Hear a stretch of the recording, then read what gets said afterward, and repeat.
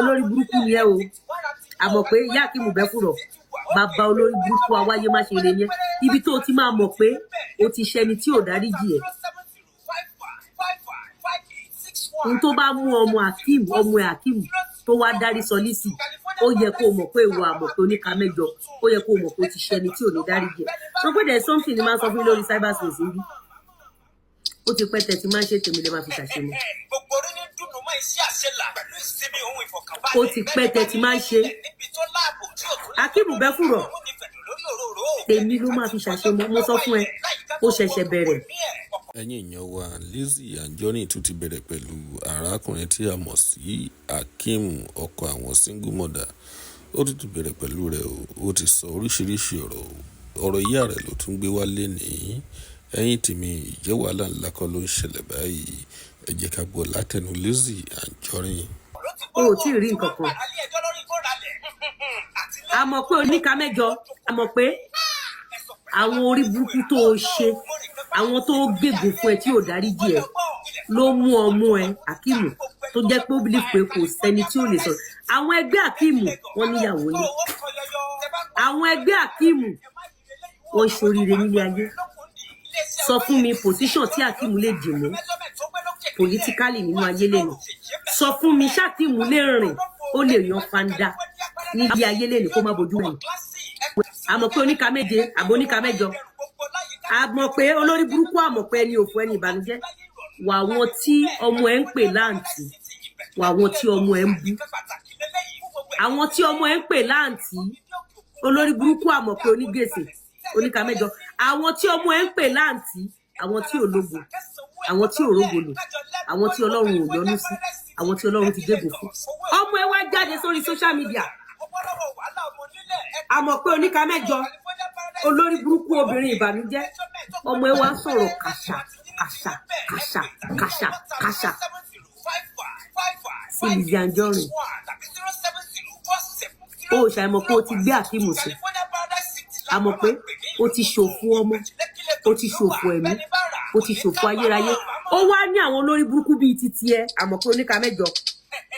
tí Akeem bá ti wá ń sọ̀rọ̀ sí Lizzy kàṣàkàṣà wọ́n wá máa kọ sí comment section pé àní Akeem love Lizzy fẹ́ ẹ àní Akeem àmọ́ pé olórí burúkú tọ̀run máa fi kú ọmọ dá ẹ lóró àmọ́ pé oníka mẹ́jọ ṣé ọmọ tèmi lè jáde kó máa sọ̀rọ̀ sí ẹ bí Akeem ṣe ń sọ̀rọ̀ sí ẹ ó ti ṣòfò ọmọ àmọ́ pé jẹ́ kí n sọ nǹkan kan fún ẹ sórí ilé ayé yìí ibi tí ẹ̀rù Ọlọ́run ti bá èmi máa sọ fún ẹ jẹ́ kí n ṣe example kan fún ẹ àmọ́ pé sórí pé ìgbà tí Òbòkìrún máa ṣẹ̀sín sọmọ pé nǹkan tó Bòkìrún wá fi bú mi ló Bòkìrún fi ṣẹ̀sín lọ́wọ́ gbogbo àwọn tó wá fún mi lórí social media yìí ohun tó wá fi bú mi gẹ́lẹ́ òun ní ṣubú wọn àmọ́ pé ìgbà tó máa dùn ẹ́ tí ò ní lè bú omi tí ò ní lè mú nǹkan kan mọ́ ìgbà yẹn lọ́run máa fi kú ọmọ dá ẹ lóró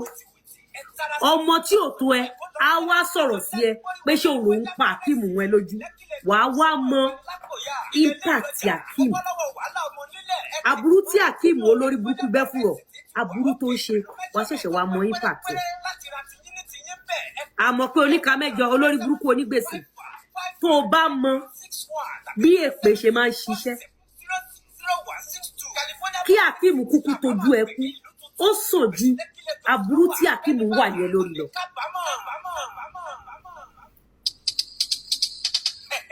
gbogbo orí ní dùnú mọ́ iṣẹ́ àṣelà pẹ̀lú ìsinmi ohun ìfọ̀kànbalẹ̀ bẹ́ẹ̀ni bá nílé nílẹ̀ níbi tó láàbò. shadow ni na shadow ni under no lawa shadow ni shadow ni. You can come and watch me on Facebook. Don't come on TikTok. Come and watch me on Facebook. Àmọ́ pé onígbèsè oníka mẹ́jọ wàá rí bí ọ̀run ṣe máa fi ikú Akeem sórí gbogbo bá Akeem ṣe máa sọ̀rọ̀ sáwọn èèyàn kàṣàkàṣà yẹn wọ́n sì ń bọ̀ wá fi ọjọ́ alẹ́ ẹ̀ ráre times 100 lọ́kọ́ sílẹ̀ lọ́kọ́ sílẹ̀ àmọ́ pé onígbèsè olè amrọ̀bà sórí gbogbo nǹkan tí Akeem Bẹ́fùrọ̀ ṣe yẹn ó sì ń bọ̀ wá bá ẹ nílọ́pọ̀lọpọ̀ jẹ́ kí n sọ àṣírí kan fún ẹ ní 2016 mo gbé fíìmù lọ sí London Manchester America sórí gbogbo ìgbà táwa ń gbé fíìmù kiri yẹn Ìyábọ̀ Òjó ò tí ní fíìsà débi kó